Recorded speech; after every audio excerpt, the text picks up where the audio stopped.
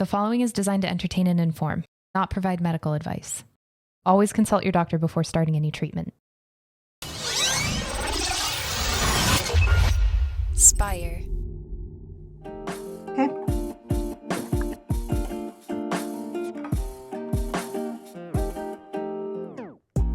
Welcome back to the Kidney Stone Diet Podcast, the show about reducing your kidney stone risk and living your best life. I'm your host and fellow student, Jeff Saris. And I'm Jill Harris, your kidney stone prevention nurse. Hi, Jeff. Hi. I like that the glasses match the hoodie. I would like to say, oh, do they? But I planned it. I didn't plan it. I saw my glasses here at my desk. I'm like, oh, it looks cute, my hoodie. Uh-huh. I'm not above accessorizing people. I'm going to tell you right now, not above it. Yeah, of course. Well, yeah, it's part of the fun. It's part of what can bring you joy. Listen, and it does bring me joy. And, you know, I'm the only broad on the internet that's trying to accessorize her hoodies, you know, because it's basically all I wear. Hoodies, tank tops, gym wear. People are like, why do you? Well, I'm too lazy to undress myself and then dress into my gym clothes. So if I'm already in my gym clothes, I'm set for the day, baby. There's no excuse not to go to the gym. And I did go to the gym this morning. So there's that. Yeah, that's good. It's a little a habit builder. Yeah, absolutely. Little habit stackers, right? So if you always are aware, and I'm lucky. People are like, well, you're a nurse. I'm like, listen, folks, this is a step up from friggin' scrubs. So look, I used to wear scrubs. Now I'm basically in a prom dress. Come on, right? I just became a nurse because I wanted to be comfortable. Oh, you get to wear scrubs? I'll sign up for that. Lawyer? No, you got to wear a suit. Hell no. No. Yeah. No. So we were going to go to another one of the comments this week. Okay. To YouTube dive in. Comments. Yeah. So this YouTube is a comments. question from Joey. And what do you say we dive right in here? Let's go. So Joey said, not sure what I'm doing wrong because my doctor told me the reason I'm getting kidney stones is because I drink coffee. I have oxalate stones and I was drinking 1 cup in the morning while driving to work. I only drink water and on the weekends beer. And that 1 cup of coffee caused me nothing but headaches. I was getting kidney stones left and right. So I stopped drinking coffee and no more kidney stones. I then started drinking coffee again about a year later and bang, more stones. I was drinking tons of water on a daily basis to flush the coffee out of my system, but it didn't work. Can you suggest what I can do to prevent the stones if I drink a cup of coffee a day? And look at Joey, Finn there. Yeah, Finn, he was pawing at my leg. Okay. Yo, Joey, here's what I'm going to say. That cup, if you're having a cup of coffee on the way to work, that is not causing your kidney stones. I am a nurse. I do not override anything a doctor says. I am just giving you my opinion, Joey. Okay? So 1 cup of coffee a day is not going to cause a kidney stone. It's just not going to. That's not happening. So what I'm concerned about is you're not telling me what your diet's like. Okay? So you're drinking alcohol, which is totally fine. I don't have a problem with that. It's fine. But, you know, how are you eating over the weekend? How is your salt intake? How is your sugar intake? You said you're drinking water, so that's awesome. Is it enough? I'm sure you're already paying attention to oxalate, but are you getting enough calcium? How are you are you overeating meat? Joey, you are not forming kidney stones, recurrent kidney stones, because you're having a cup of coffee on the way to work. So that is my opinion. And I think anybody in the kidney stone world would agree with me. So the first thing I would ask your doctor is, doctor, can I do a 24-hour urine collection so we can find out why I'm making kidney stones? Now, remember, Joey said, I was drinking coffee, I made stones. I stopped drinking coffee, I didn't make stones. How long did you stop coffee for? It takes a minute for stones to form. So I want to say that. You know, a lot of people will say, I was doing this. I was making stones. Then I drank Chanca Piedra. I made no stones. Then I stopped taking it. Boom, stone. But was that stone forming while you were drinking the Chancapiedra? Folks, it doesn't happen overnight. Stones don't come overnight. Now, some stones grow faster than others. Some people faster, but not 2 months. Typically not 6 months. They can take a long time before they show up on imaging. You may have little bips of something. They're not even showing up. You could have them for years. So I guess my point is this. It's not 1 cup of coffee going on the way to work. That is no way 100% not causing your kidney stone. It is looking at your overall diet and other things that are going on. Get a 24-hour urine collection. Get that done so you can see why you're forming stones. I wish people would listen when I ask them to ask their doctor to get that. All of them, most do. I wish everybody, because that is the only way you can figure out why you're forming kidney stones. 1 cup of coffee a day is not causing you to have a kidney stone. It's not. What is your diet like, Joey? What is it like? What is your salt and added sugar? What is it like? How much water are you drinking? Are you getting your calcium needs met? What are you doing after you're drinking booze on the weekends? Are you eating health food? I doubt it. Because, I mean, even I have a couple glasses of wine. I'm like, oh, shit, I'm having pie tonight, baby. I mean, it's just not what we as humans do. I know people are like, how does she know? Well, she don't know what I do. People, when they get buzzed, they ain't looking for healthy food. No one's ever like, get me a bag of cucumbers, honey. Let's party. No one does this. So look at your whole diet. It's not a cup of coffee, Joe. Please continue having your coffee. But if you get nervous about that, like I said, do a 24-hour urine collection. You'll see why you're making stones. It's not a cup of Joe.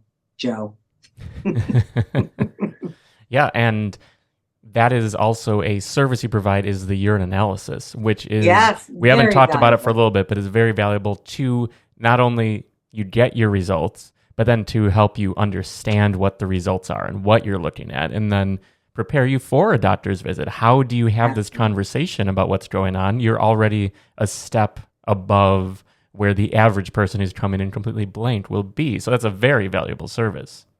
It is a very valuable service. And any patient, and I've had so many obviously do that consult, they'll all say, oh my God, I had no idea. And so the best thing is, again, I made that service available to people once I went through my cancer. And I'm like, man, I wish there was somebody prepping me for these doctor office, this oncology visit, because I had no idea. And then I wasted all that time.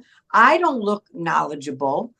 There's a million different reasons why I did it. Then you try to get along with the, go through the portal, ask questions. They take forever to get back to you. So that service is really valuable, because if you're educated going into it, if you understand what those values mean, number one, you can have a better conversation with the doctor. Number two, if the doctor doesn't talk about a value that maybe we talked about in our consult, you can say, yo, doc, what about the citric acid? Oh yeah, let me look at this, because they're busy and running and all this stuff. Okay. And the other thing is, if you go in and look educated and look interested as a patient, you just get better service from doctors. I know that sounds kind of crazy, but there's so many people that go into office visits that really don't care. Let's just use this example.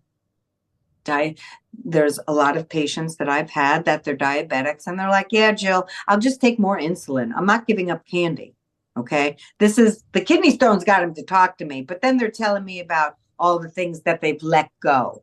And so what I hear from doctors is, look, Jill, why am I going to do these urine collections? Nobody makes changes.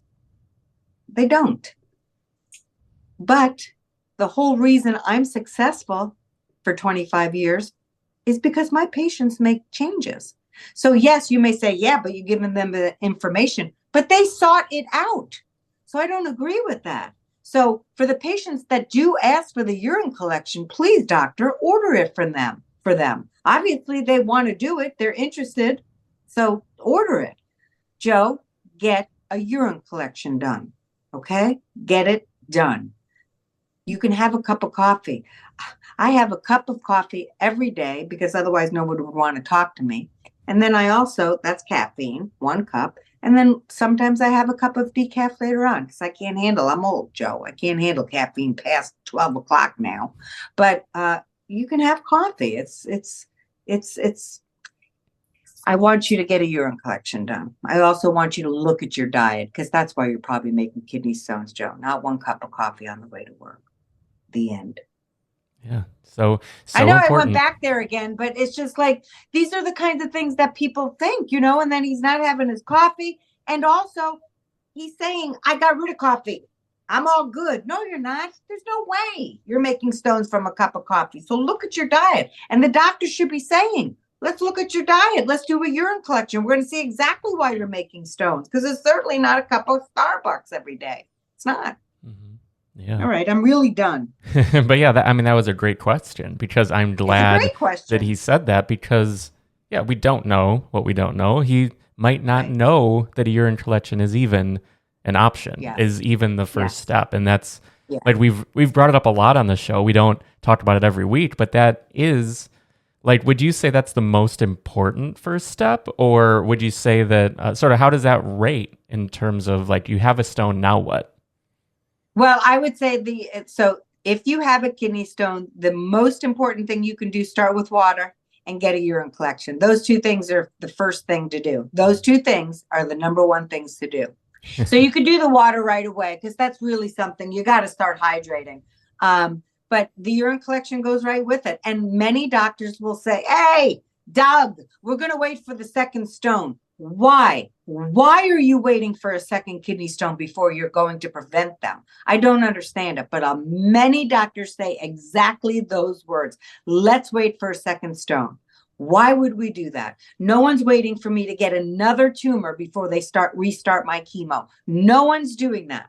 And to me, it's just as serious. 2 patients today. One was in the ICU because of sepsis from a kidney stone that got blocked in his ureter.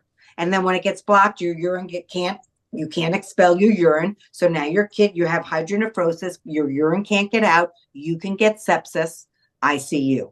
And then the other patient, I probably have this a couple of times a month, nephrectomy because of the sepsis or because the kidney function. Nephrectomy means they remove the kidney because one kidney always has so many stones. They're not being prevented. The scar tissue is unbelievable. And the kidney function is now enough where it's removed. I will never not get passionate about this.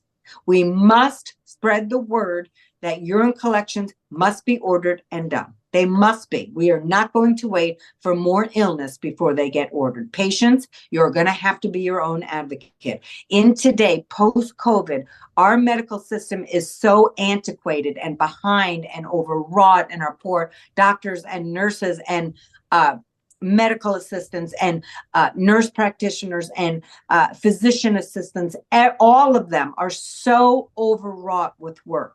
We're not getting the best care. We have to be our own advocates. We must be. So you must do your part. Don't be waiting for a doctor, nurse practitioner, or anything to be on the ball 100%. You must do your own part. And I know you already are because you're listening to my big mouth and Jeff's handsome face. So pay attention, be your own advocate, get your urine collections done.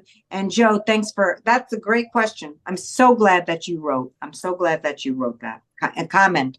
I'm so glad. Everyone comment in the YouTube section. I'm a little behind in answering, but I'm going to get to it this week.